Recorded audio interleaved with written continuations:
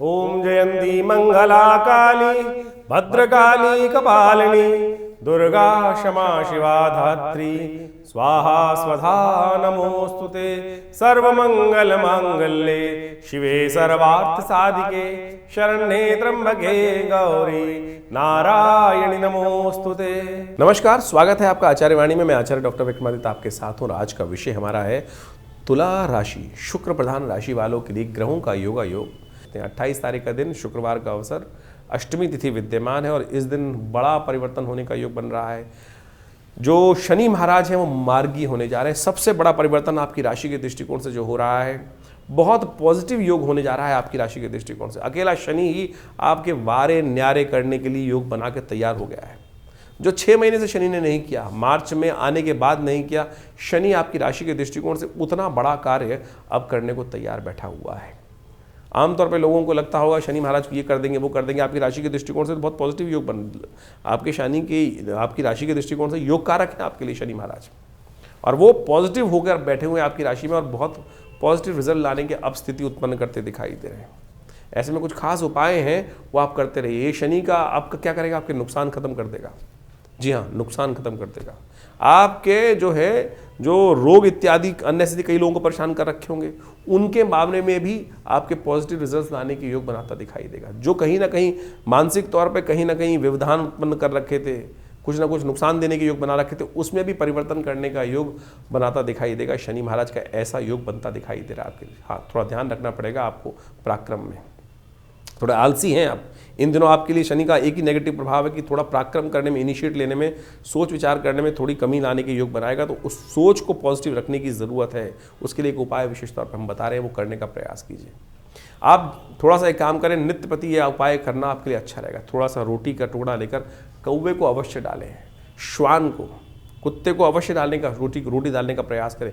यह नित्य प्रति का एक कर्म यदि आपने कर लिया, साथ में शनि स्तोत्र का पाठ, तो आप मान के चलिएगा ये शनि इन आने वाले 2 सालों में आपकी किस्मत को ज़बरदस्त तरीके से जगाने का रास्ता खोल देगा। ये शनि महाराज आपकी किस्मत जगाने के लिए महापरिवर्तन की तरफ जा रहे हैं। और भी शास्त्र में कई सारे उपाय हैं, इनको करिए, देखिए परिवर्तन का योग बनेगा। तो 28 तारीख से ये शनि का जो परिवर्तन का योग है, कुछ खास उपाय जान लीजिए।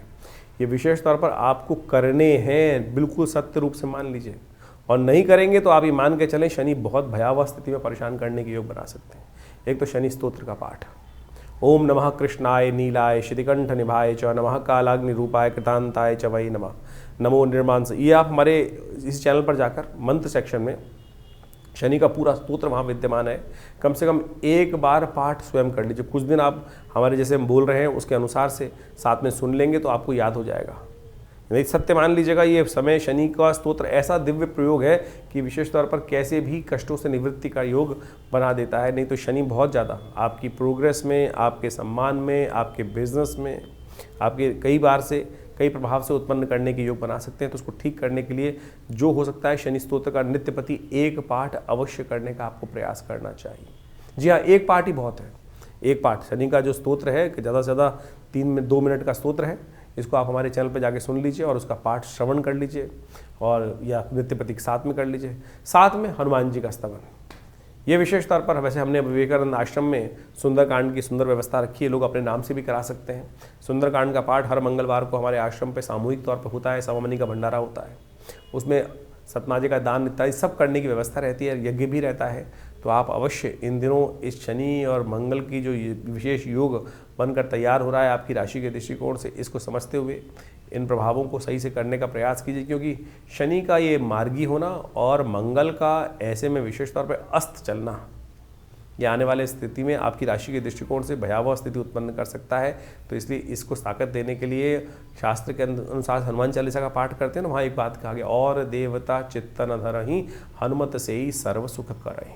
तो इसको हल्के में जो हम बता रहे हैं उसको ठीक करने का प्रयास कर लीजिए, तो बहुत ज़रूरी रहेगा और आपके कष्टों का निवारण करने का योग बनाता रहेगा। बहुत सारे लोग केवल शनि को मनाने के लिए ऐसी स्थिति उत्पन्न कर देते हैं, 10 टन टीन का तेल का दान कर दो, शनि को स्नान करा दो। अरे भाई, जो ये शनि को स्नान कराने की व्यवस्था है, निमित्त मात्र भी हो सकता है। लोग 100 टीन शनि को स्नान करा रहे हैं और तो तेल क्या हो रहा है आप सब समझते हैं। कुछ लोग तेल को मिट्टी में डाल देते हैं, कुछ लोग कुछ कर रहे हैं, उससे जो आप कोशिश ये करें, मंत्र जप का सानिध्य लेने का प्रयास, गरीब को दान करने का प्रयास कीजिए ना।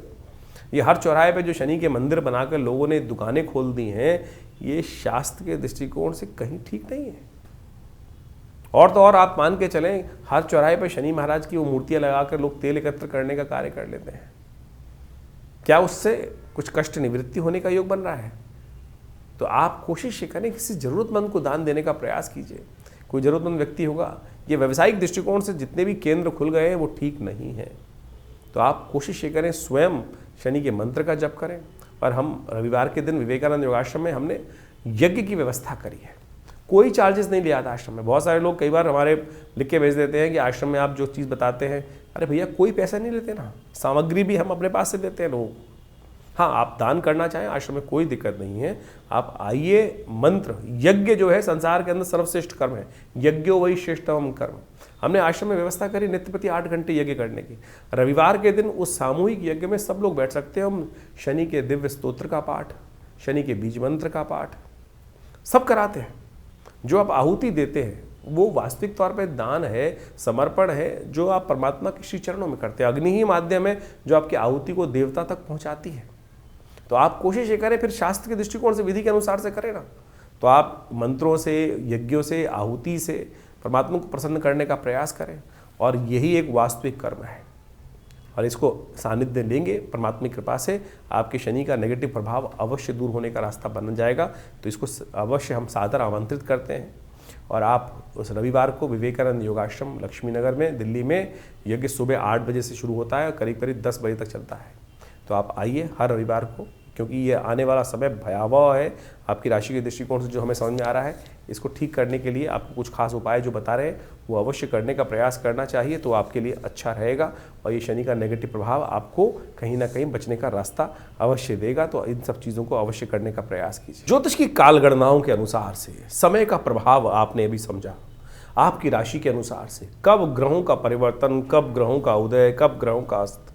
सबसे बड़ा परिवर्तन जो आपके समक्ष इस वक्त जो चल रहा है, वो जो होने जा रहा, जो अभी आपके समक्ष उपस्थित किया हमने, वो है शनि का मार्गी होना, राहु का अपने वास्तविक प्रभाव में आना। राहु का परिवर्तन जिस प्रकार से अब पूरे परिपक्व काल में आ चुका है, आपकी राशि के दृष्टिकोण से अब उसका प्रभाव आपको अच्छे से देखने को मिल सकता है। शनि महाराज भी पहले वक्री मार्गी थे, फिर वक्री हुए, और अब वक्री होकर पुनः मार्गी स्थिति में जब आ गए हैं, तो आप समझें कि आपकी राशि के ऊपर उसका एक विशेष प्रभाव पूरी तरह से उपस्थित होने जा रहा है। और इस प्रभाव को आपने अच्छे से समझ लिया होगा। जो हमने आपका प्रभाव राशि के दृष्टिकोण से बताया है, उसके अनुसार से उसका उपाय करना बहुत ज़रूरी है। जबकि ज्योतिष के दृष्टिकोण से एक है कारण को जानना, और उस कारण को जानने के बाद उसके निवारण को समझकर उस पद पर चलने का प्रयास करना। नहीं तो जो उसका प्रभाव है वो जीवन में जिस प्रकार की स्थिति उत्पन्न करता है, उसमें परिवर्तन लाने का बुद्धि से प्रयास करना चाहिए। विज्ञान, ज्योतिष विज्ञान जो है वो वास्तविक तौर पर इसी को सुख की तरफ, जीवन के कष्टों को दूर करने के लिए निदान के मार्ग पर चलने का रास्ता बताता है। बहुत सारे लोग इस प्रकार से भ्रांति में फंस जाते हैं कि भैया नहीं, कुछ नहीं होता है। अरे सब कुछ होता है। निदान से समस्त कष्टों का निवारण करने का योग बन जाता है। ज्योतिष के निवारण यदि सही रूप से समझकर किए जाए तो वो बिल्कुल प्रत्यक्ष रूप से अनेक शाखाएं हैं। मंत्र विज्ञान, दान इत्यादि जो भी किए जाने चाहिए, यज्ञ इत्यादि के द्वारा, और तो और विभिन्न जो और उपाय शास्त्रों में जगह जगह वर्णित किए गए हैं, चाहे वो औषध विज्ञान के अनुसार से हैं, उन सब का प्रभाव होता है। कर्म का प्रभाव है ना। तो ज्योतिष के दृष्टिकोण से जो कर्म, मंत्र जप करके बहुत सारे उपायों को बताया जाता है, चाहे परमात्मा की उपासना करने का मार्ग बताया जाता है, हनुमान जी की आराधना करने का मार्ग बताया जाता है, इन सब का प्रभाव सबसे पहले तो उसका प्रभाव मनोमस्तिष्क पे होता है। मनोमस्तिष्क में उसका जो प्रभाव है, यदि हम भगवान के नाम का सहारा ले ले तो बिल्कुल कारणों के निवारण करने का, जो कष्टों के निवारण करने का योग अद्भुत रूप से बन जाता है। हज़ारों लोग हमारे आसपास हमने देखे, बहुत सारे लोगों के जीवन में पिछले करीब आप मान के चलें, ये 50 वर्ष की आयु में है, तो पिताजी के साथ उनका सानिध्य रहा, और उनके साथ में बहुत सारे हज़ारों लोग, उनके जीवन में बहुत सारे लोगों के कष्ट आए, और उनके जो समय समय पर चाहे विभिन्न मंत्रों के द्वारा, चाहे विभिन्न प्रयोगों के द्वारा, विभिन्न और भी जो प्रोसेस है दान इत्यादि के, उन सब के कराने के बाद जब हमने दान देखा तो बिल्कुल प्रभाव होता है। ऐसा प्रभाव देखा गया कि कब अशुभ ढैया आई कब किस ग्रह का नेगेटिव प्रभाव था, उसके अनुसार से उसको रक्षा कवच धारण करा दिया गया, बिल्कुल सत्य माने उसके परिवर्तन के योग बन जाते हैं। लेकिन कुछ लोग हैं जो भ्रांति में फंस जाते हैं, नहीं कुछ नहीं होगा, नेगेटिव इतनी भ्रांति में। सबसे पहले तो पॉजिटिव होने का हमें प्रयास करना चाहिए। और इस वक्त जिस प्रकार से मंगल का प्रभाव एक बहुत नेगेटिव चल रहा है, बहुत सारे लोग कई बार ऐसे मनोमस्तिष्क की एक कहा जाता है ना कि एक लूप में फंस जाते हैं कि उनको सही चीज़ें दिखाने के साथ साथ हिम्मत ही नहीं आती है। ऐसा कोई रास्ता नहीं है जिसका कोई कष्ट नहीं है जिसका निवारण ना हो। सकल पदार्थ है जग माही, कर्महीन पुरुष पावत नाही। इस बात को हमको समझना चाहिए। कर्म यदि किया जाए सही दिशा में तो बिल्कुल परिवर्तन का मार्ग बन जाता है। और इसके लिए ही बहुत सारी चीज़ें हैं।